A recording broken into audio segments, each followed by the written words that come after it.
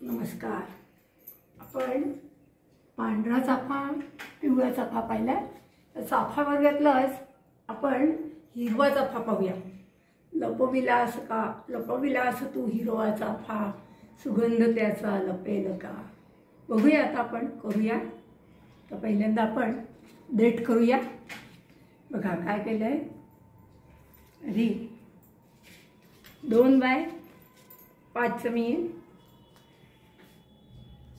घेतलेला आहे आणि त्याला स्लाइटिंग हे करून याप्रमाणे वळवलं आहे आणि हा देठ तयार झालेला आहे. बघा आपला याप्रमाणे हे करून हा देठ तयार झाला. आता आपण पुढचं हे करूया. पाकळी तयार करायची आहे. तर हिरव्या चाफ्याची पाकळी करताना आपण बघा 2x5.5 घेतलेला आहे. तुकडा घेतला, त्याच्यावरती पाकळीचा आकार काढला. पाकळीचा आकार आता बघा हा वेगळा आहे.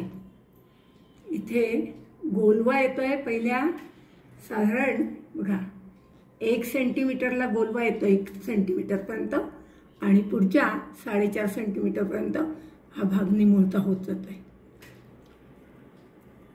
याचा आपण आकार काढून घेतलेला आहे.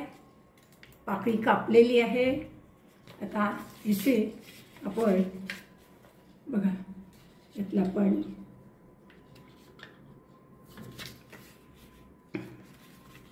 हे 2x5.5 घेतलंय.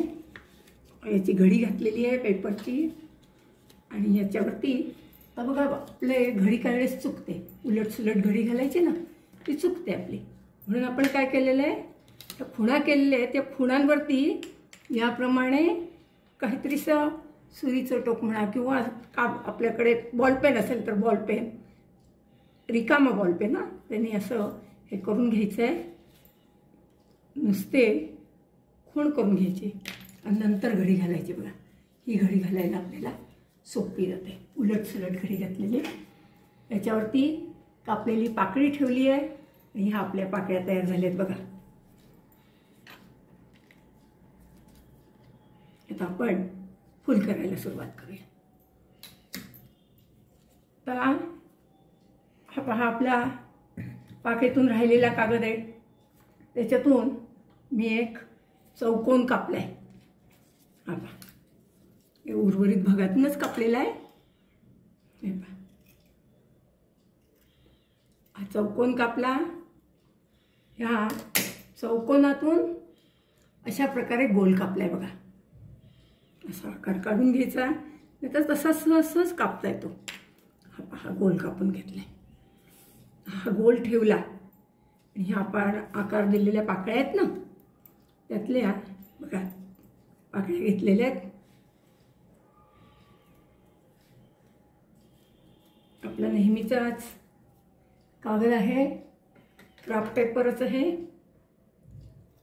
तर चाफ्याचे सुद्धा, हिरव्या चाफ्यामध्ये सुद्धा वेगळे वेगळे रंग येतात. बघा हा जेव्हा तो कच्चा असतो, म्हणजे अजून पुढच्या अवस्थेत जाण्याच्या आधी याचा रंग बघा असा असतो. त्याच्यानंतर त्याची रंग हळूहळू बदलत जातात. हे पहा हे पहा अजून नंतर तो पिवळा होतो बरं का. हे पहा याच्यात दोन्ही एकत्र दिसत आहेत बघा आपल्याला.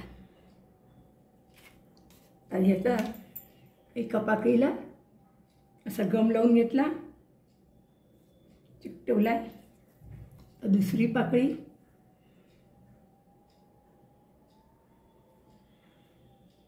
हे तिसरी पाकळी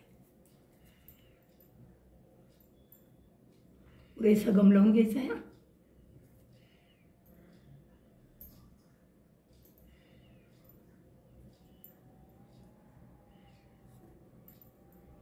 याला आकार द्यायचा राहिला होता.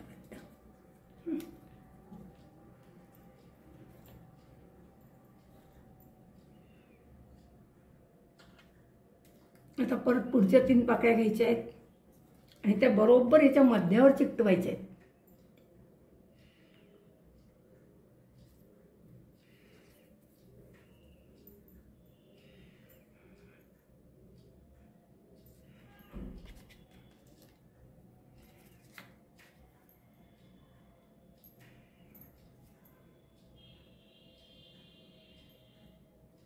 कळलं? आता हे सुकल्यानंतर त्याप्रमाणे उचलून घ्यायचे. हे मधले 3 पाकळ्या त्या आधी हे करायच्या, फोल्ड करायच्या. सुकल्यानंतर याप्रमाणे त्या फोल्ड करायच्या, 3 मध्ये घ्यायच्या. नंतर पुढच्या 3 याप्रमाणे घ्यायच्या. आपल्याला ह्याला देठ लावायचा आहे. तर ह्याला आधार आहे. आपण हा तसाच एक गोल कापून घेऊया. पहा चौकोन घेतलाय. या चौकोनाचं आपण गोल कापला.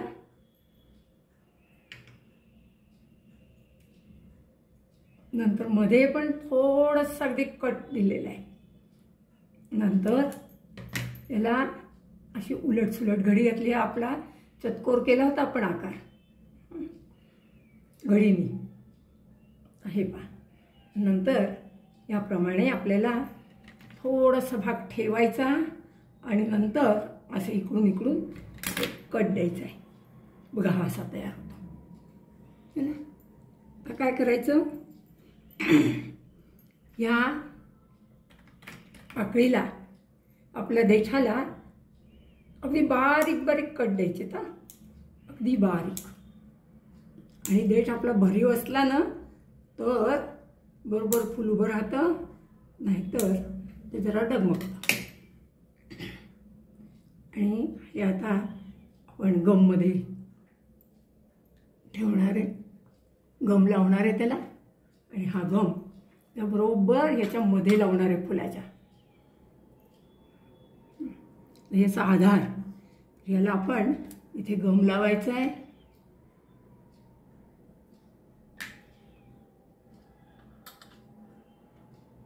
आणि हा आधार जो आहे केलेला आपण तयार वरून याप्रमाणे खाली सरकवायचा आहे. तो चिकटवून टाकायचा आहे.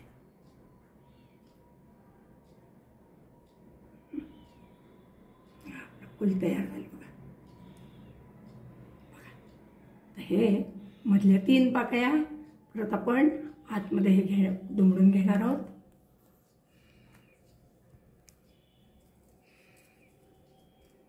नंतर या 3 पाकळ्या घेणार आहे. बघा हे वाळलं नसल्यामुळे ते निघालं. असं ह्याच्यात धरायचं आहे. बघा आपला छानपैकी हिरवा चाफा तयार झालेला आहे. आता हिरवा चाफा बघा काही काही ठिकाणी याच्या पाकळ्या अशा लांब बसतात बरं का काही वेळेस. आणि त्याच्या अवस्था जसं ते वाढत जातो तसं त्याचे आकारमान थोडंसं लहान जास्त होतं. काही ठिकाणी अशा पाकळ्या असतात तर काही ठिकाणी अशा रुंदीला कमी पाकळ्या.